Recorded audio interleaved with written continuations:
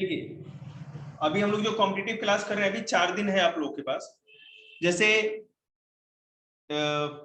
8, 9, 7 और 12 अभी कट कर रहे हैं। 10th का नहीं, क्योंकि 10th का सेकंड टर्म का बहुत ज्यादा सिलेबस है।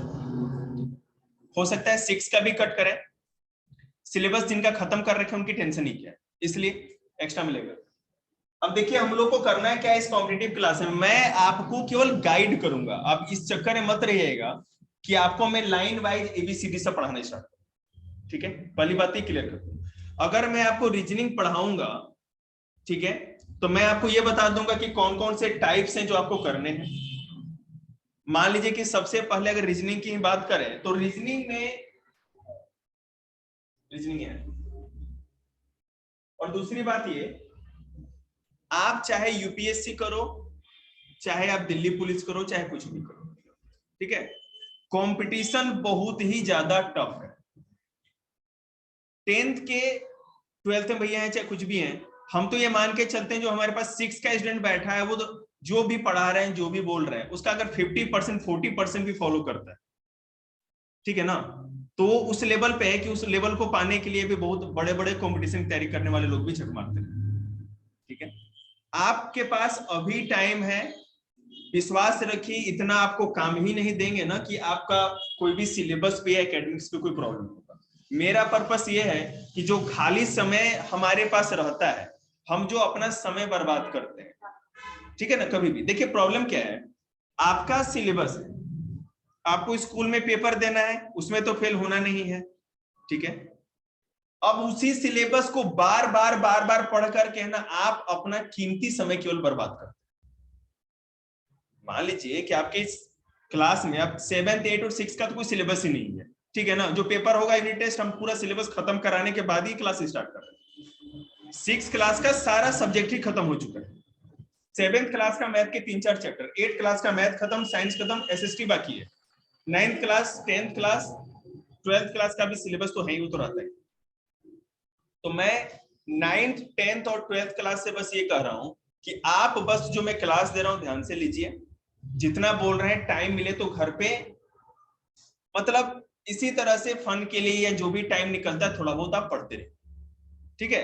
लेकिन 6, 7th 8 क्लास, 6 क्लास के तो एक ही बच्चा है, और जो भी है 7th का हो गया, 8 क्लास पे स्पेशली, 9th क्लास तक के जो बच्चे हैं, आप अपना पूरा अच्छे से इसके ऊपर फोकस करो।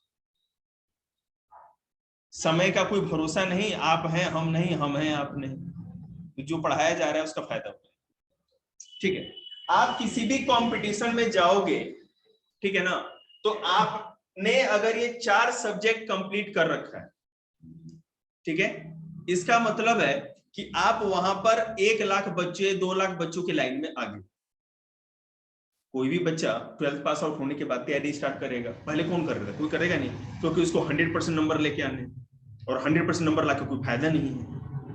हम क्या करेंगे कि अपनी इसी क्लास से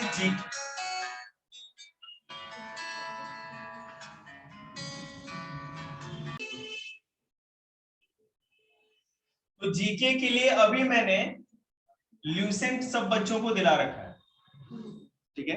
जिन बच्चों के पास नहीं है, नहीं खरीदना चाहते, मत खरीदो। मैं पीडीएफ भेज रखा है कॉम्पिटिटिव बैच पे, फिजिक्स का, केमिस्ट्री का, बायोलॉजी का। मैथ के लिए अभी आपको कोई बुक नहीं खरीदनी, जैसे मैं बता रहा हूं 6, 7th 8 क्लास तक का जहां तक हमारा स्टूडेंट है, तो एनसीईआरटी तो कर ही रहा है, उसके बाद एग्जाम्पलर कर ही रहा है। आरडी शर्मा आपके पास है ही, आप जिस भी क्लास में हो केवल 4 बुक बनाओ, मेरा तो यही टारगेट है।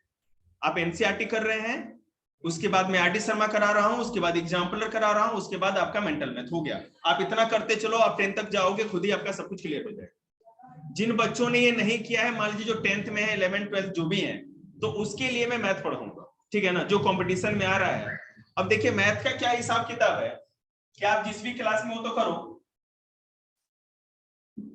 कॉम्पिटिटिव मैथ जो होता है उसमें ये कोई मतलब नहीं है कि आपको सॉल्व करना आता है, आपको पूरा थ्योरम आता है कि नहीं, फॉर्मूला आता है कि नहीं, आपको बस ट्रिक लगाना है, उसका आंसर फाइंड आउट करना है, ठीक है। इसमें बहुत सारे चैप्टर हैं। अभी जैसे अगर नंबर सिस्टम पर अगर हम बात करें, तो 20 या 25 टाइप्स ऑफ क्वेश्चन, ठीक है ना, टाइप्स ऑफ क्वेश्चन मैंने नोट्स बना रखा है उसका। अब क्या करेंगे, एक टाइप का एक क्वेश्चन आपको बताया, इस तरह करके 25 टाइप के जो क्वेश्चन है वो आपको मैंने बता दिया, एक एक टाइप के जो टाइप ऑफ क्वेश्चन बताएंगे। जैसे मान लीजिए पहले मैंने एक फॉर्मूला लिख दिया कि भाई ये रहा फॉर्मूला, इस फॉर्मूला के बेस पे 7 अलग अलग तरह के क्वेश्चन है। मान लीजिए कि 25 क्वेश्चन है नंबर सिस्टम से, तो एक फॉर्मूला पे 5 या 7 क्वेश्चन बनाए सर, 3-4 फॉर्मूला, तो मतलब पूरा नंबर सिस्टम 5 या 7 फॉर्मूला पे ही काम हो जाएगा। ठीक है, वो नोट्स आपको बनाना है अभी से ही, चाहे तो आप प्रिंट आउट निकाल लो, टाइम नहीं है तो, और आप प्रैक्टिस करें। जैसे ही मैं ये करा दूंगा उसके बाद मैं दूंगा प्रैक्टिस के लिए क्वेश्चन, आपको अपलोड कर दूंगा जैसे कि बताया भी था। उसके बाद जब आप सॉल्व कर लोगे घर पे, बेसिक नोट्स आपके पास है, फॉर्मूला आपके पास है, आप प्रैक्टिस वाले क्वेश्चन करिएगा। ये सब कुछ फोन पे पीडीएफ जाएगा, और उसके बाद मैं केवल ABCD करके जो आंसर आता है केवल, क्योंकि सारे MCQ क्वेश्चन होंगे, हम लोग केवल कंपटीशन की बात करें, यहाँ पे कुछ भी बिना MCQ का पढ़ाई नहीं जाएगा, सब कुछ MCQ। ठीक है, उसके बाद क्या होगा, जैसे मान लीजिए अगर 200 क्वेश्चन है या 150 क्वेश्चन आपके पास है, निश्चित रूप से हो सकता है कि आधे बनाए आधे आपको आए नहीं, या हो सकता है कि 10-20 क्वेश्चन बिल्कुल नहीं आया, तो केवल ABCD से फिर आप कहेंगे कि सर ये समझ में नहीं आया, तो मैं उसका एक्सप्लेन्ड पूरा सॉल्यूशन भेज दूंगा। ठीक है, इससे क्या होगा, हमारा टारगेट ये है कि कम से कम एक हफ्ते में एक मैथ का चैप्टर, या 2 हफ्ते लग जाए कोई दिक्कत नहीं। रीजनिंग जीके में भी उसी तरह रहेगा, रीजनिंग में भी उसी तरह, और इंग्लिश में भी उसी तरह। अभी हम हफ्ते में 4 दिन की क्लास लेंगे। इंग्लिश में हम लोग केवल जो फिलअप्स होता है हमारा, ठीक है, जैसे अनसीन पे हमारे कंपटीशन में क्या होता है, अनसीन पैसेज आता है, सबसे मुश्किल है। अनसीन पैसेज को किस तरह करें, आपका अगर पेपर होगा कोई भी कंपटीशन, और उसमें अगर पैसेज, अगर वो इंग्लिश का पेपर होगा तो सबसे अधिक नंबर का पैसेज ही होगा, क्योंकि आपके स्कूल में भी ऐसा ही होता है। ठीक है, और पैसेज उसी का ठीक होगा जो अपनी इंग्लिश पे कमांड करेगा। इंग्लिश किस तरह से, आपको ज्यादा से ज्यादा स्टडी करना है।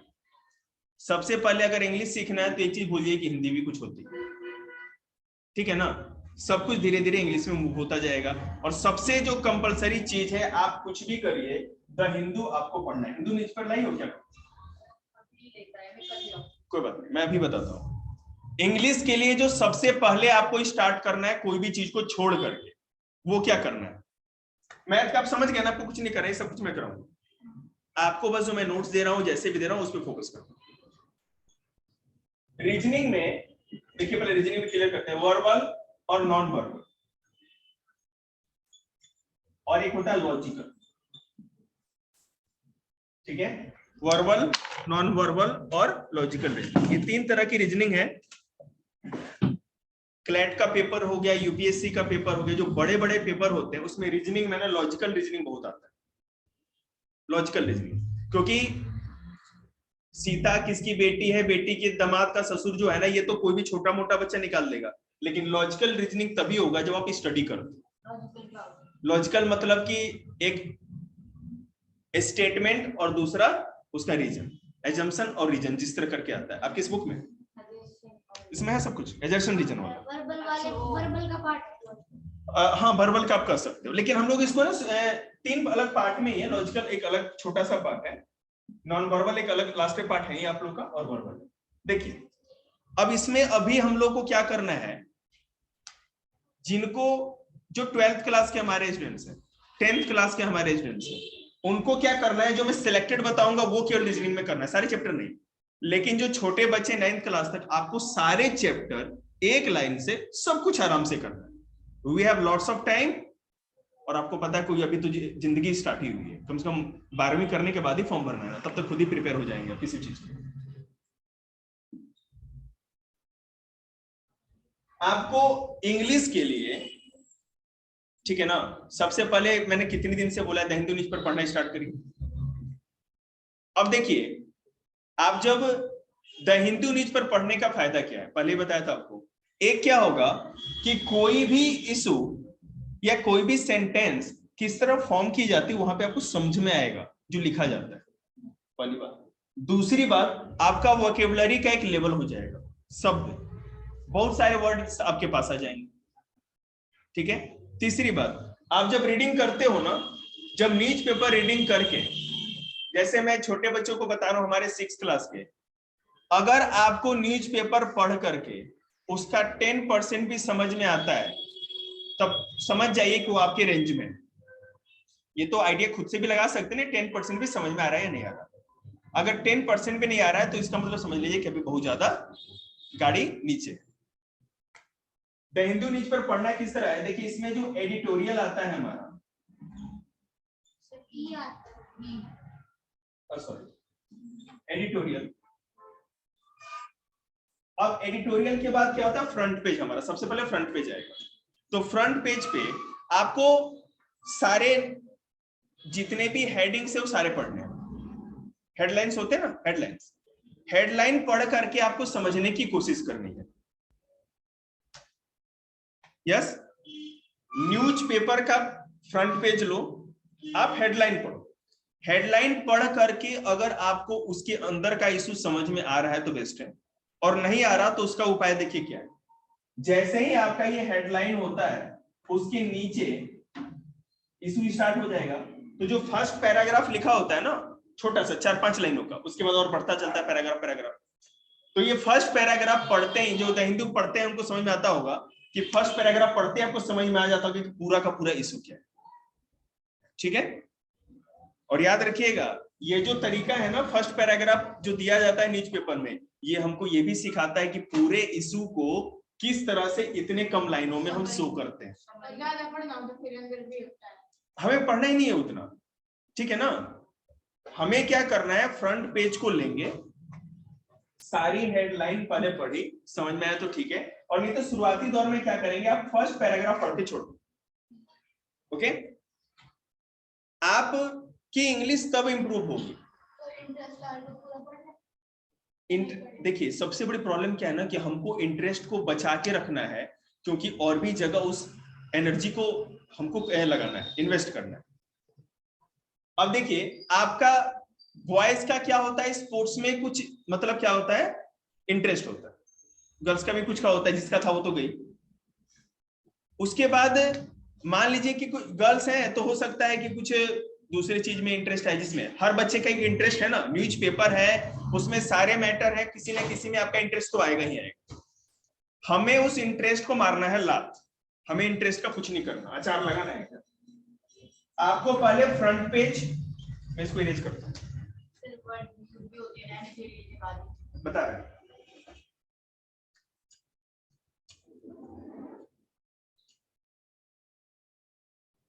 कोई भी चीज, जैसे देखिए मैं आपको बताता हूं, अगर समोसे आप दुकान पे खाए, भूख कस के लगी है, एक अगर खाओगे ना तो अगली बार फिर आने का मन करेगा, और समोसे कोई करवा ले पैक 5, तो फिर है ना, समोसा देखते ही कहेगा हे भगवान, अब बस देख के ही पेट भर गया, तो अगली बार आप समोसा खाने से बचेंगे। हम लोग के घर में क्या होता था ना, ज्यादा जिद करे ना मम्मी को, ये बना दो, मम्मी इतना बना देती ले ठूस मर, 2-3 महीने तक कोई नाम ही नहीं लेगा। फ्रंट पेज, और याद रखिए न्यूज पेपर पढ़ने का सबसे गलत तरीका, हम लोग फ्रंट पेज के बाद है ना सीधे ऐसे पेज पलट के ना दिल्ली पे आ जाते हैं। फ्रंट पेज सीधे पटक दीजिए उल्टा, सही जगह पे आ रहे हैं ना, इसलिए प्रभाव। पीछे पटका आपने तो उसमें कुछ इंटरेस्टिंग फैक्ट्स आते हैं, पलटेंगे तो 2 पेज मिलेगा आपको स्पोर्ट्स का। आप स्पोर्ट्स के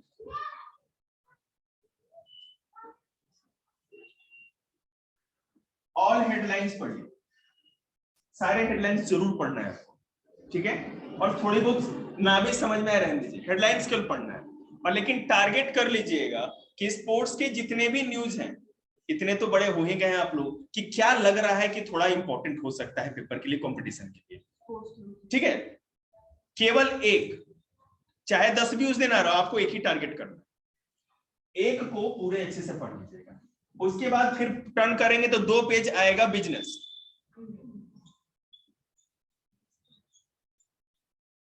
देखो बेटे, है तो गोली कड़वी, जो खा गया कोरोना खा साफ। अब बिजनेस में क्या करना है कि आप पढ़ेंगे, देखेंगे सारे हेडलाइंस जरूर से पढ़ेंगे। डबल एस आएगा ना। जब मैं लिखने पे फोकस करता हूं तो लिखने पे, और जब मैं बोल रहा हूं लिख रहा हूं ना तो कोऑर्डिनेशन नहीं बनता। ऑल हेडलाइंस पढ़ेंगे, इसमें भी एक टारगेट करना है केवल, ठीक है, एक जरूर पढ़िएगा।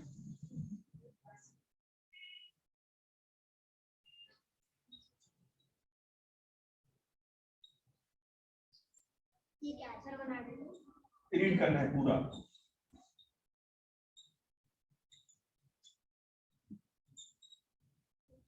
इंटरनेशनल उसके बाद पलटेंगे तो एक पेज आएगा, सारे हेडिंग्स पढ़िए और जो इंपॉर्टेंट लगे एक दो आर्टिकल पढ़ लीजिए। उसके बाद खोलेंगे तो आपको न्यूज आएगा, मतलब नेशनल बताएंगे। उसके आ रहे हैं, वहां तक आ रहे हैं। अभी गाड़ी है ना बेटे, कराला तक है, पीतमपुरा जा रही है, तो इसमें भी वही सेम इशू। और न्यूज वाला जो आएगा ना बीच में 2-3 पेज, तो वो नेशनल का होता है पूरा, उसको भी थोड़ा हेडलाइंस पढ़ लीजिए।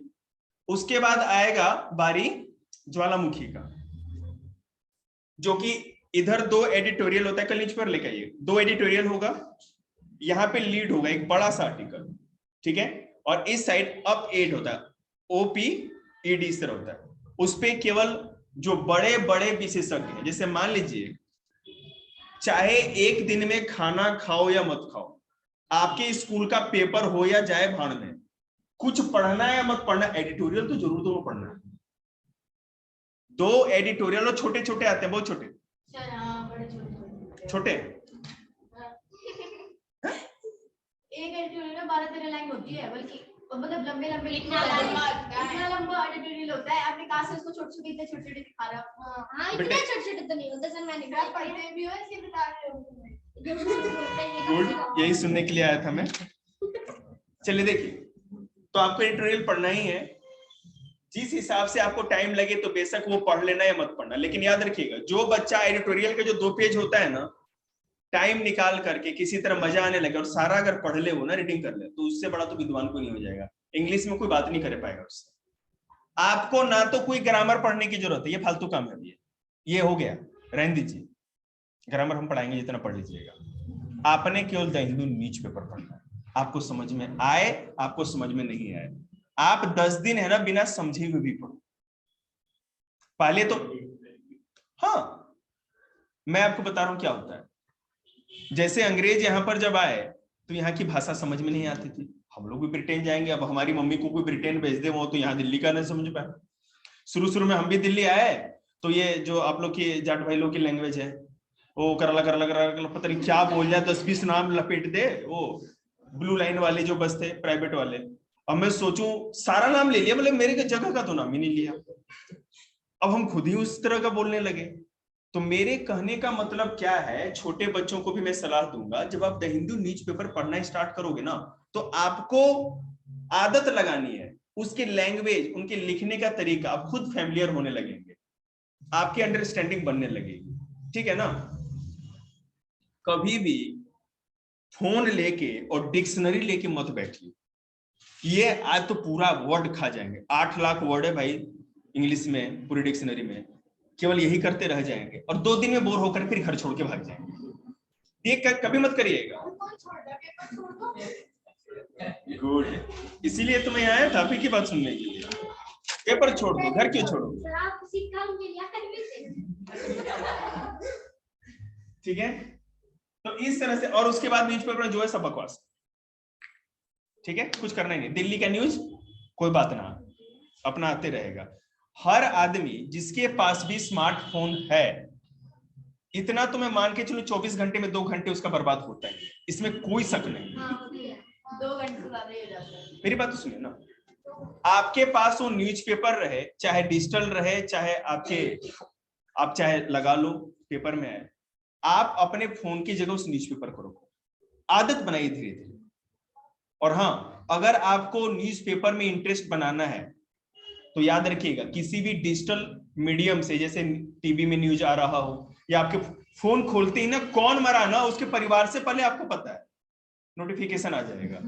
ये नोटिफिकेशन सारे काट दीजिएगा, नहीं तो आपको इंटरेस्ट खत्म हो जाएगा आपका न्यूज़पेपर। आप दुनिया से अपने न्यूज़पेपर के थ्रू कनेक्ट रहेंगे ना तो देखिएगा न्यूज़पेपर कितना बड़ा आपका साथी हो जाएगा।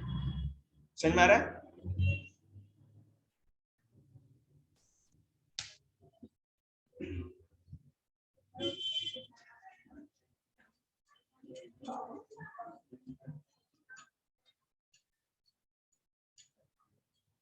तो हिंदू न्यूज़पेपर नहीं पढ़ेंगे तो किसी भी कंपटीशन में कुछ भी नहीं कर पाएंगे, हमेशा फेल होके आएंगे।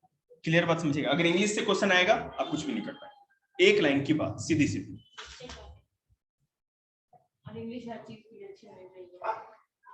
आप यूपीएससी में आगे किसी भी एसएससी में भी लिखेंगे, एसएससी का पेपर ग्रुप बी का, आपकी इंग्लिश नहीं ठीक होगी तो कुछ कर पाएंगे क्या?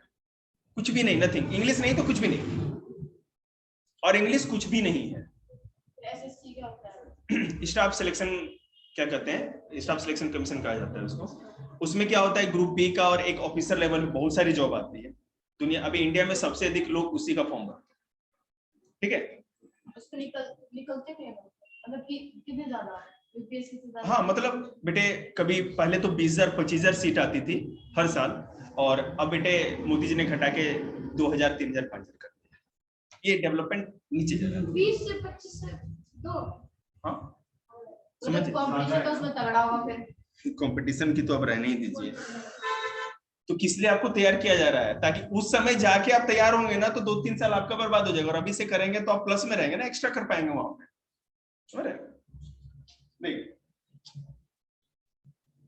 इंग्लिश यार 300 रुपए तो पॉकेट मनी होती है यार हर बच्चे की। हम लोग का तो साल भर का होता अपने जमाने में, 300 तो हो ही जाता है। लगा लीजिए पैसा, फायदा हो। और वो जो पढ़ते हैं ना उनसे छीन के तुम भी थोड़ा पढ़ा करो। शुभम बीच में पढ़ते हो, कोई बात नहीं, गलत जगह आके फंसे। आपको ये जितना भी दिख रहा है टॉपिक ना, सबसे मजेदार और आसान है ये आपका रीजनिंग। इसमें इससे आसान कुछ भी नहीं है। हाँ और ये बहुत अच्छा होता है। ले आए क्या वो? कहाँ से? तो नहीं अच्छा ठीक, हाँ बोलो। मैथ्स बहुत आसान होता है। रखो तो अभी भाई मैं झूठ नहीं कहूंगा, सच में मेरे स्टूडेंट जितने भी हैं ना यहाँ पर अधिकतर, मतलब वो मैथ में तो है ही, उनको कीड़ा है मैथ का, कोई दिक्कत नहीं है। थोड़ा इंग्लिश में आकर के थोड़ा उसके बाद थोड़ा जीके जीएस में थोड़ा हो जाते हैं। चिंता मत करें, भाषण नहीं करेंगे, आधे घंटे में आप लोग गाइड कर रहे हैं, आधे घंटे पढ़ाएंगे, ठीक है ना। रीजनिंग में क्या है, वर्बल, नॉन वर्बल और लॉजिकल, ठीक है। आप लोग इसको डे वाइज बांट दीजिए, मैं यहाँ लिख दे रहा हूँ। मतलब जो मैथ्स के कैलकुलेशन नहीं, जिसमें सेंटेंस में लिखा रहता है उससे कैलकुलेट कर ले। हाँ मैथमेटिकल, ये ऊपर वाला पहला पार्ट। अच्छा। और जिससे केवल पिक्चर रहता है ना, पिक्चर देख के समझना होता है, उसको नॉन वर्बल कर।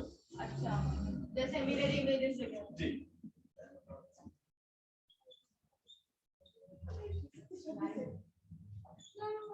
तो देख रहा है कुर्सी पीछे कर रही सर, ये बकवास कर रही है दोनों। तो तू खाना नहीं खा के आती? पीछे दे, मार दे सर मैं ऐसे तो कर रही हूं, मैं ऐसे कर। सर कुछ ना कर रहे, तू देख ले, मैं फिर मार दूंगी। तू मार ले। बस मैं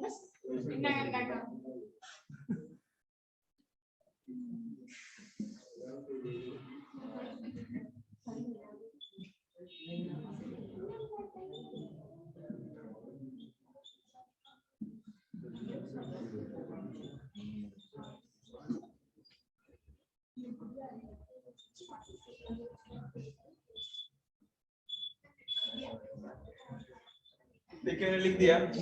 आप 4 दिन तो वर्बल रीजनिंग करो, 2 दिन नॉन वर्बल काफी, इसमें दे भी रखा है, और 1 दिन लॉजिकल रीजनिंग के लिए संडे को काफी, ठीक है। हर दिन कुछ ना कुछ टाइम निकाल के। अब टाइम टेबल कैसे बनाना ये तो आप लोग को आता है। लॉजिकल रीजनिंग का ना निकाल दो, इसमें नॉन वर्बल तो बेटा हम बता देंगे ना कहाँ। वर्बल रीजनिंग में है पार्ट लॉजिकल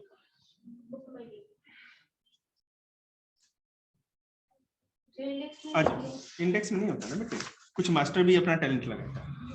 आज इधर देख,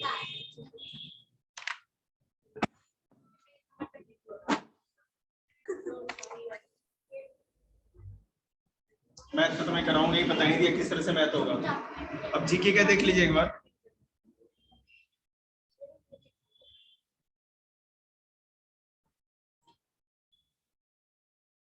देखिए जीके में दो चीज है, एक तो अभी ल्यूसेंट सबने खरीदे रखा हुआ है, और दूसरा करंट अफेयर्स। तो करंट अफेयर्स अभी 10 दिन बाद से आप न्यूज द हिंदू न्यूज पर पढ़ते हैं, करंट अफेयर्स उसमें है। लेकिन कभी भी द हिंदू न्यूज पर जब पढ़िएगा ना, तो ये नहीं कि मुझे याद नहीं रहा, ये करंट अफेयर्स तो सड़क गया, निकल गया, ये सब मत सोचिएगा फालतू चीज। क्योंकि करंट अफेयर्स की तैयारी के लिए हम लोग पास मैगजीन होती है जो पूरे साल का एक जगह अरेंज करके देते हैं। ठीक है, मैं आपको नाम बता दूंगा, वही पढ़ना है, मन करे तो पढ़ लीजिएगा। ठीक है, अभी नहीं, 12वीं करने के बाद। अभी इससे करो ना, न्यूज पर पढ़ रही हो ना, तो फिर क्या दिक्कत। केवल 12th क्लास वाले बच्चों को ही मैगजीन का नाम बताएंगे। ठीक है, आप लोग को तो बताएंगे भी नहीं, क्योंकि हो सकता है जो उसमें खरीदी ले फालतू में, क्योंकि आप लोग को जरूरत है। देखिए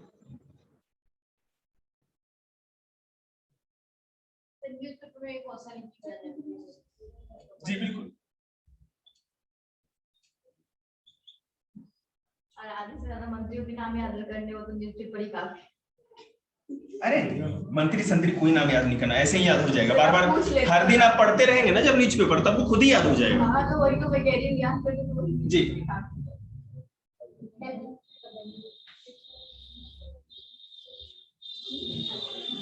ल्यूसेंट में किसके लिखा था मैंने? मंडे ट्यूसडे वेडनेसडे लिखा था, दीजिए जरा।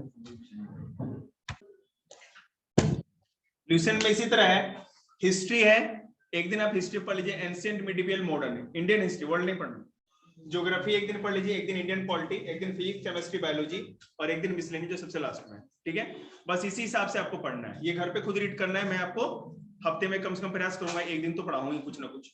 ठीक है, तो इसी तरह आपको करते चलना है। जिनके पास रीजनिंग की बुक है इस हिसाब से स्टार्ट करिए, क्योंकि ये मैंने इसलिए बता दिया ताकि आपको समझ में आए कि किस दिन क्या करना है। आप द हिंदू न्यूज़पेपर जरूर लगा लीजिए, ठीक है ना, जरूर का मतलब जरूर बोल दीजिए अगले को। और मैं यहां तक कहूंगा फोन से देख के पढ़ने का कोई मतलब नहीं। लेकिन दिक्कत क्या है ना, आप मम्मी पापा पता नहीं क्यों नहीं लगाते न्यूज़पेपर। दिक्कत क्या है, 2 दिन बच्चा पढ़ेगा, तीसरे दिन क्या कहते हैं, उसी का क्या कहते हैं, दोना बना के उड़ा देगा, एरोप्लेन से। तो ये आपको अपने मदर फादर को दिखाना है कि आप पढ़ने वाले बच्चे हैं, क्या कहते हैं, राउंड एंड राउंड करने वाले बच्चे। ये आपको शो करना पड़ेगा, तब मदर फादर इस पे इन्वेस्ट करेंगे। ठीक है, आप देख लीजिए अपने, समझ में आया आप लोग को। आज देखिए एक्चुअली क्या है, मैं भी आपको है ना आज ल्यूसेंट ही पढ़ा पाऊंगा, क्योंकि मैथ ही सुबह से पढ़ा रहा हूं, तो आज मैथ का बिल्कुल मूड नहीं है। ठीक है, दूसरे दिन मैथ कराएंगे, उसका टाइम टेबल मैं आपको लिख के, रीजनिंग भी कराएंगे, लेकिन आज नहीं, क्योंकि उसके लिए खड़ा होना पड़ेगा। जी के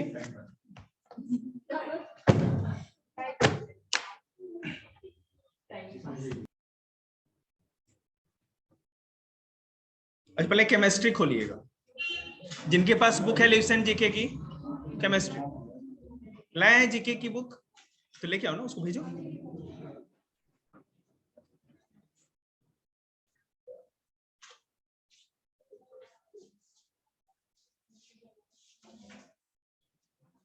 आपने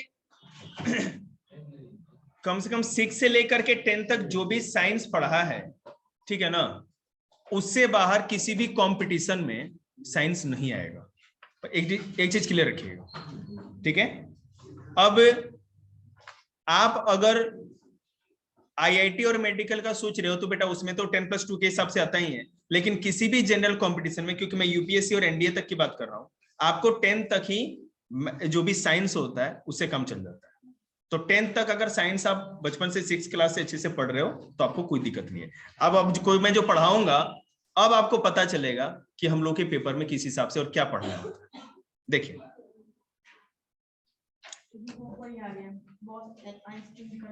सब कुछ वही है जो आपको पढ़ा रखा है मैंने। आपको बस रीडिंग लगाते जाना है। और हाँ, जीके पढ़ने का तरीका मैं आपको बता दूं, आपको फर्स्ट टाइम में हिंदी में भी पढ़ना है, जिनको हिंदी में पढ़ेंगे, जिनको इंग्लिश से पढ़ना है, आपको फर्स्ट टाइम में रीडिंग लगानी है। रीडिंग लगाते लगाते आप मार्क जरूर करोगे जो इंपॉर्टेंट लगेगा। उसके बाद सेकेंड बार रीडिंग करेंगे तो और अच्छे से समझ में आने लगेगा। मैं आपको कुछ भी समझाने वाला नहीं हूं, मैं बस गाइड करूंगा, याद रखिएगा।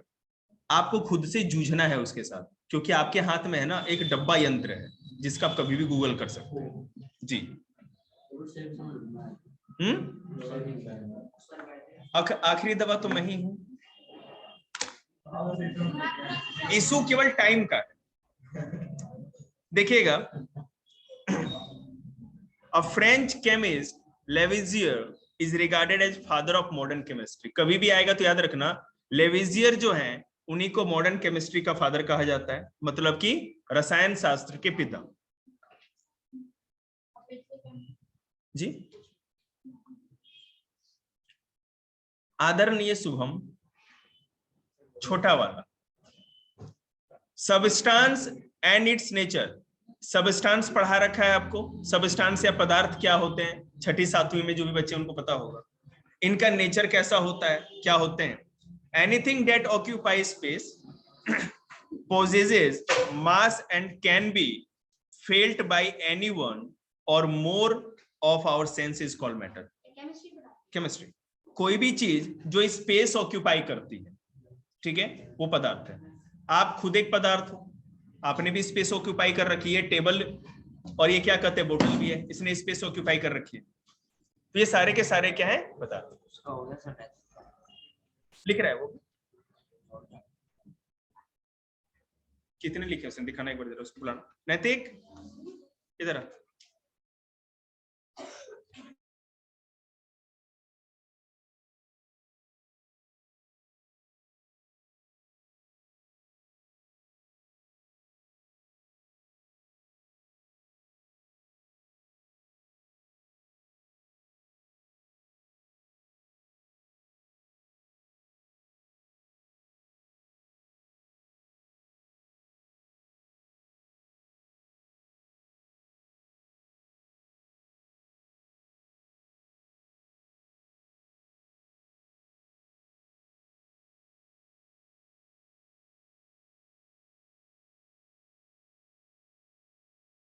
एक बजे से बैठा यार, 6 बजने वाले हैं, क्या करना है? तो कोई भी चीज जो स्पेस ऑक्यूपाई करती है, जिसके पास मास होता है, द्रव्यमान या वजन, ठीक है, और जिसको हम फील कर सकते हैं, आवर सेंस ऑर्गन्स, हम अपने सेंस के द्वारा जिसको फील कर सकते हैं उसको सबस्टांस कहते हैं। ये पेपर में 4 लाइन में 4 पॉइंट बन के आ जाएगा। आपको पदार्थ के बारे में डेफिनेशन अच्छी तरह से एक एक चीज पता है तो ठीक है, और नहीं तो 0। Early Indian philosopher classified matter is the form of 5 basic elements, the Panch Tantra: air, earth, fire, sky and water. ये जो मैं बोल रहा हूं ना, हर चीज किसी न किसी पेपर में 10-10 बार आया हुआ है। हमारे जो भी प्राचीन काल में ऋषि महर्षि थे, उन्होंने किन 5 चीजों को 5 एलिमेंट्स के बारे में बताया था जी? एयर, अर्थ, फायर, स्काई और वाटर, पंच तत्व। आप जब आयुर्वेदा का जो डॉक्टर होता है आयुर्वेदा का, ये पंच तत्व में ही बिलीव करते हैं और इसी चीज के हिसाब से वो इलाज भी करते हैं। According to them, everything living or non-living was made up of these 5 basic elements. Ancient Greek philosopher had arrived at a similar classification of matter. कोई भी चीज या तो जिंदा है या मरा हुआ है, लिविंग और नॉन लिविंग, इन 5 चीजों के अलावा किसी और चीज का नहीं बना हुआ है, ठीक है। और जो ग्रीक मतलब यूनान, जो सिकंदर या अलेक्जेंडर का देश था, उसी को ग्रीक कहा जाता है। तो वह ग्रीक जो फिलोसोफर थे, उन्होंने भी आगे जा करके पदार्थ या मैटर को जब क्लासिफाइड किया, वर्गीकृत किया या बांटा, तो इन्हीं चीजों में बांटा। वो कैसे? मैटर को इंडियन सेज मतलब कि जो संत थे, महर्षि कंड was perhaps the first to suggest that all forms of matter are composed of very small or teeny particles known as anu, and each anu may be made up to still smaller particle called परमाणु। सबसे पहले हम 9th class को पढ़ाए, महर्षि कंद एक ऐसे ऋषि थे भारत के, जिन्होंने सबसे पहले, ये जितने भी हमारे वेस्टर्न या मॉडर्न साइंटिस्ट है उनसे भी पहले बता दिया था कि इस अर्थ पे कोई भी चीज जो बना है उसका सबसे छोटा हिस्सा अणु होता है, और वो अणु भी मॉलिक्यूल, अणु मतलब मॉलिक्यूल, एक मिनट बहन, तुम काहे पीछे बोल रही हो, हमको पता है, ठीक है। और जो मॉलिक्यूल्स होते हैं वो और भी उनसे छोटे चीजों से बनते हैं जिनको कि परमाणु या एटम कहते हैं। तो जब तक लोगों को ये पता नहीं था, आपको पता है इलेक्ट्रॉन, प्रोटॉन, न्यूट्रॉन अलग अलग समय में खोजे गए।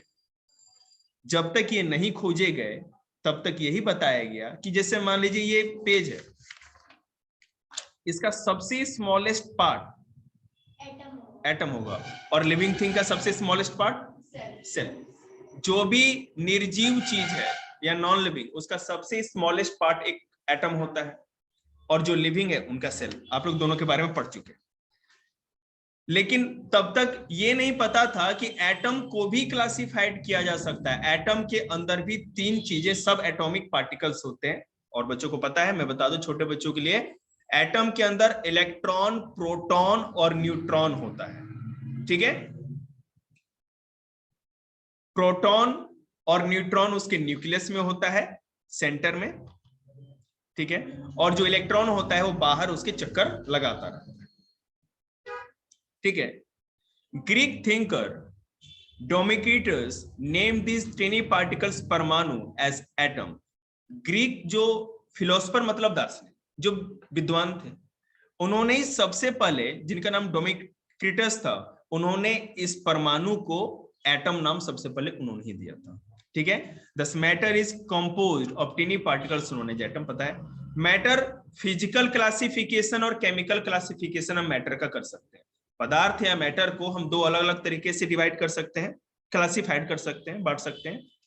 अब अगर फिजिकल की बात करें, मतलब भौतिक, जिसको हम फील कर सकते हैं, महसूस कर सकते हैं, सॉलिड स्टेट, लिक्विड और गैसियस स्टेट। या तो कोई चीज सॉलिड होती है, या तो लिक्विड होती है, नहीं तो गैसियस होती है, ठीक है। 6th क्लास यही पढ़ा आपने, लेकिन अब ज्यादा जानने को मिलेगा। लेकिन केमिकल के हिसाब से देखेंगे तो एक होता है प्योर सब्सटेंस और दूसरा होता है मिक्सचर। अब प्योर सब्सटेंस में एक होता है एलिमेंट। एलिमेंट ये सबके बारे में भी आगे बताएंगे। एलिमेंट में क्या हो सकता है? एलिमेंट मेटेलिक हो सकता है, मेटलॉइड हो सकता है, नॉन मेटेलिक हो सकता है। अब जो प्योर सब्सटेंस था वो 2 तरह का, एलिमेंट भी था और कंपाउंड भी। कंपाउंड वो होगा, कल से जरूर जीके की बुक लेके आइए। कंपाउंड कौन सा होगा? एक होगा ऑर्गेनिक और एक इनऑर्गेनिक, 2 तरह के कंपाउंड होते हैं।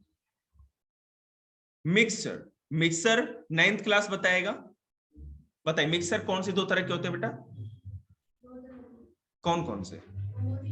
बिल्कुल, बहुत बढ़िया, यही तो पढ़ना है आपको, होमोजेनियस और हेटेरोजेनियस, ठीक है। होमोजेनियस और हेटेरोजेनियस मिक्सचर, मुस्कान जी क्या होता है?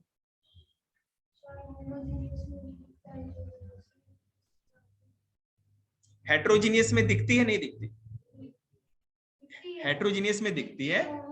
देखिए मैं आपको बताता हूं, अगर आप चीनी या नमक का घोल बनाते हो और जब देखोगे तो पानी में चीनी नमक तो दिखेगा नहीं, तो वो होमोजेनियस हो गया, क्योंकि बहुत ज्यादा हद तक पानी में घुल जाए, उसको कहते हैं होमोजेनियस मिक्सचर। और हेटेरोजेनियस जैसे लकड़ी का बुरादा हो गया पाउडर, या मिट्टी को अगर आप पानी में, रेत को पानी में घोलेंगे तो अलग दिखेगा, घुलेगा ही नहीं, तो हो गया हेटेरोजेनियस मिक्सचर, ठीक है। हेटेरोजेनियस मिक्सचर उस मिक्सचर को कहते हैं जो पानी में दिखता है, अच्छी तरह से डिल्यूट नहीं हो सकता, घुल नहीं सकता। और होमोजेनियस जो बिल्कुल घुल जाए, आपको नहीं दिखे।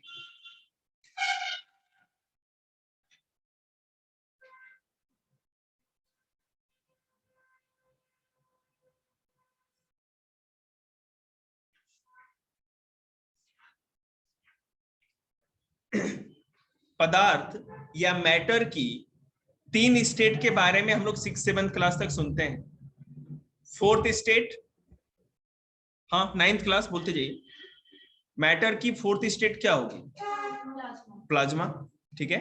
मैटर का जो 3 स्टेट होता है, solid, liquid, gas, 4th state होती है प्लाज्मा। वो देखेंगे।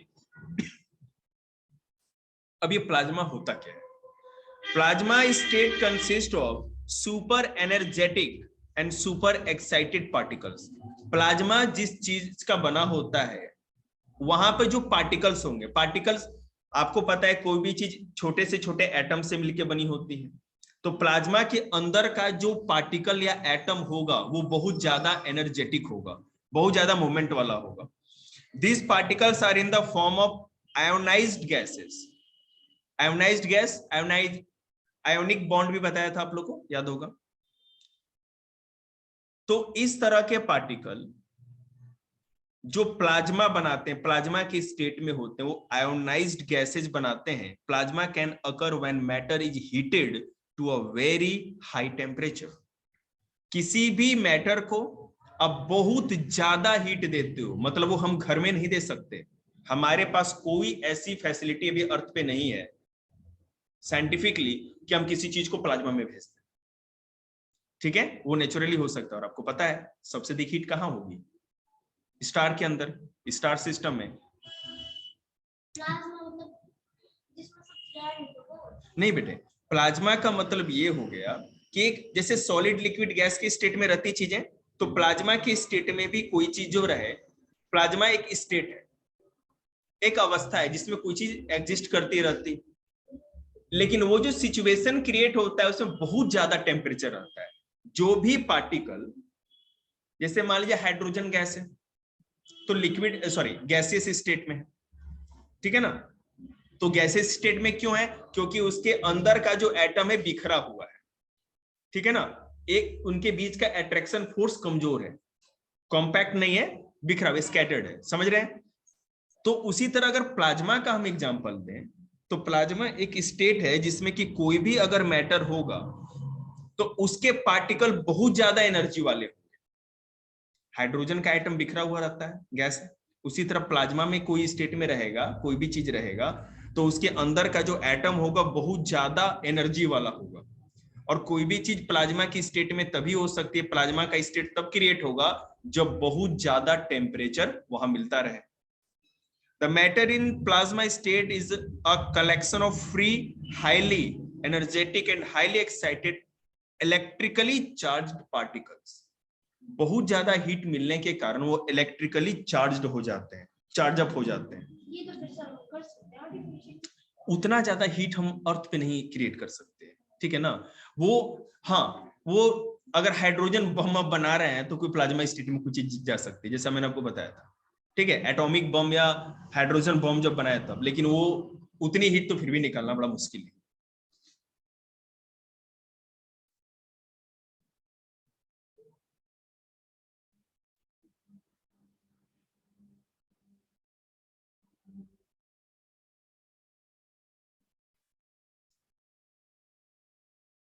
ठीक है, यहाँ पे प्लाज्मा का भी एक एग्जांपल दिया गया है जो हम लोग का, ये देख रहे हो, ये इसके अंदर प्लाज्मा है, देखिए CFL ट्यूब। CFL की फुल फॉर्म बताओ, CFL की फुल फॉर्म। अरे CFL का फुल फॉर्म कैसे भूल गया सब?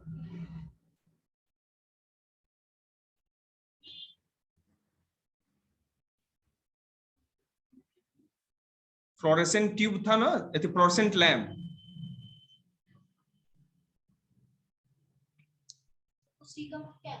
कॉम्पैक्ट फ्लोरेसेंट लैम्प, ठीक है। देखिए अगर जो हमारा CFL, ये जो होता है CFL, इसमें भी प्लाज्मा का कॉन्सेप्ट काम आता है। वो किस तरह से? The fluorescent tubes and neon sign bulb contain inert gases. When electric current is passed through them, they produce glowing plasma having a characteristic color depending upon the nature of the gas. It is presence of plasma that makes CFL tube glow. CFL tube में neon gas भरी होती है, बिल्कुल inert gases, noble gas. Define करिए noble gas क्या होता है? जिसकी वैलेंसी हमेशा भरी होती है पूरी, वो कुछ ले नहीं सकता, ना वो ले सकते हैं ना वो दे सकते हैं। इन छोटे बच्चों को कैसे समझाएं? जैसे देखो मैं आपको बता रहा हूँ, नॉन रिएक्टिव होती है, छोटे बच्चों को ये समझाओ। नॉन रिएक्टिव गैस होती है, समझ में आया बेटा? नहीं डिफाइन तो करोगे ना, तो रुक तो जाओ ना तू। छोटे बच्चों को क्या कहते हैं, फिर चीजें देनी पड़ती है ना। जैसे मान लीजिए मास्टर के लिए आपने क्या किया, 2 किलो गोंद के लड्डू ले आए, मास्टर का गला यहाँ तक भर गया, बीच में बोलिएगा मत, पता है ना हमारे कॉमेडी में भी साइंस है, तो मुंह बंद कर लीजिए। गला भर गया, अब चाहे मेरे सामने पिज्जा रखा हो या डोसा रखा हो, अरे अब जो मरना है मेरे को जगह ही नहीं है, कहां डालेंगे। उसी तरह नोबेल गैसेज होती है। नोबेल गैस वो होती है जिसके अंदर अब वो है ना नॉट किसी के साथ रिएक्ट नहीं कर सकती। अब उसका पेट भरा हुआ है पूरे में पूरा, उसमें इलेक्ट्रॉन भरा हुआ है हाँ ना। तो अब ये दिक्कत एक, हाँ बड़ा अच्छा दीदी ने बोला ना, वो उल्टी कर सकता है और ना ठूंस सकता है। नोबेल गैस उनको कहते हैं। समझ आ रही बात आपको। ऐसा मान ले तेरे पेट में पूरा चीज भरा हुआ है, तो खा सकता है कुछ, सिंपल सी बात है। तो कुछ गैसेज ऐसी होती हैं, अभी नहीं समझ पाओगे। नोबेल गैस मतलब ऐसी गैस जो किसी दूसरे के साथ रिएक्ट नहीं कर सकती। जैसे मैं आपको बताता हूं, आप जो पानी पीते हैं, हाइड्रोजन और ऑक्सीजन है, क्योंकि नोबेल गैस नहीं है, इसके पास इसका पेट भरा हुआ नहीं है, ये ले लेता है। 2 लड्डू ले आओ, खा लेते हैं जी, समझ रहे हैं ना, ये ले सकता है। इसलिए ये एक दूसरे के साथ मिल करके एक नया चीज बना सकता है। ऑक्सीजन और हाइड्रोजन मिले तब तो H2O वाटर बन गया। तो ये नोबेल गैस नहीं है। कोई ऐसा गैस जो किसी दूसरे के साथ रिएक्ट नहीं कर सकते, क्योंकि उनका बिल्कुल उनके अंदर का सेल भरा हुआ है, उनको क्या कहते हैं, नोबेल गैस। तो नियॉन भी एक नोबेल गैस है, इसीलिए CFL के अंदर जो दिखता है नियॉन गैस भरा जाता है, और जैसे ही इलेक्ट्रिक करंट वहां पास कराया जाता है तो एक प्लाज्मा जैसी कंडीशन होती है जिससे वो ग्लो होता है। लेकिन याद रखिएगा, इसके ऊपर जो व्हाइट कलर दिख रहा है ना, व्हाइट फास्फोरस की कोटिंग की जाती है, पेंट किया जाता है इस कांच के ऊपर, इसी कारण से आपको ये व्हाइट प्रकाश बाहर निकलता नहीं। कांच का ट्यूब है, अब कांच तो बेटा अरे जो लाइट होती है उसका कलर क्या होता है, व्हाइट कलर ही होगा ना। लेकिन इसमें क्या है, जैसे हमने व्हाइट फास्फोरस का जो कोटिंग किया आपने इस पे, इससे क्या हुआ, जो लाइट आएगी और भी ग्लोइंग होकर के आएगी लास्ट में। समझ रहे ना, ये फायदा होता है। प्रकाश का कलर तो सिंपल है बेटे, प्रकाश का कलर तो व्हाइट ही होता है जब सारे कलर मिल जाते हैं तो। ठीक है, अब एक चीज है, आइंस्टीन चचा को कौन नहीं जानता, ठीक है ना, बोस आइंस्टीन। तो बोस आइंस्टीन कंडेंसेशन स्टेट, ये पदार्थ की या मैटर की 5वीं स्टेट है, ठीक है। इसका नाम ही है बोस आइंस्टीन कंडेंसेशन। ये 2 साइंटिस्ट ने मिलके ही बताया था, इसलिए उनके नाम पे है। आप मुंह बंद करेंगे सुनेंगे तो आपको आगे मैं वही बता रहा हूं। भारत के इन 1920 on the basis of statistical calculation, statistical मतलब मैथमेटिकल कैलकुलेशन करके डाटा का, सत्येंद्र नाथ बोस भारत के वैज्ञानिक थे, gave the concept of 5th state of matter. इससे पहले तक 1920 से पहले तक वैज्ञानिकों को पता था कि पदार्थ की या मैटर की 4 ही अवस्था होती है। इन्होंने सत्येंद्र नाथ बोस ने रिसर्च करके कैलकुलेट करके इन्होंने थ्योरी दी। विज्ञान प्रगति नाम की एक मैगजीन आती थी पहले, तो हम लोग जब पढ़ते थे कंपटीशन में, तो जब किसी की पुण्यतिथि होती थी ना या एनिवर्सरी, मैरिज एनिवर्सरी नहीं, मैंने मरने वाली, ठीक है, तो उनके बारे में पूरी की पूरी ऑटोबायोग्राफी मतलब आधी की आधी किताब में आती थी पूरी अच्छी तरह से। तो उसमें सत्येंद्र नाथ बोस का आया हुआ था। तो इन्होंने जब ये रिसर्च किया ना पदार्थ की जो 5वीं अवस्था है मैटर की, तो अब इसको कौन मानेगा, भारत गुलाम था। तो इन्होंने अपना ये जो पूरा का पूरा जो था रिपोर्ट या जो भी इन्होंने बनाया था, ये क्या कहते हैं, ये भेजा आइंस्टीन के पास। आइंस्टीन ने जब ये पढ़ा और कंक्लूड किया, पूरा कंक्लूजन निकाला, तो बोले कि तो बिल्कुल सही बात है, ये तो सारा कैलकुलेशन सही है। तो उन्होंने भी फिर इसको क्या कहते हैं डिटो किया, बोले कि बिल्कुल सही है। और फिर दोनों लोगों के नाम पे इसका नाम पड़ा बोस आइंस्टीन कंडेंसेशन स्टेट। अब देखिए इसके बारे में, इसलिए बोस का नाम है जी, बोस का नाम, बोस तो बेटा बोस ही है। जय हिंद। ये क्वेश्चन था, जय हिंद का नारा किसने दिया था, आ जाएगा पेपर में, क्या करेगी, सुभाष चंद्र बोस ने, ठीक है ना, याद रखिए। Later American scientists succeeded in obtaining this state. The Bose-Einstein state is formed by supercooling a gas of extremely low density about 100,000 of the density of normal air to super low temperature.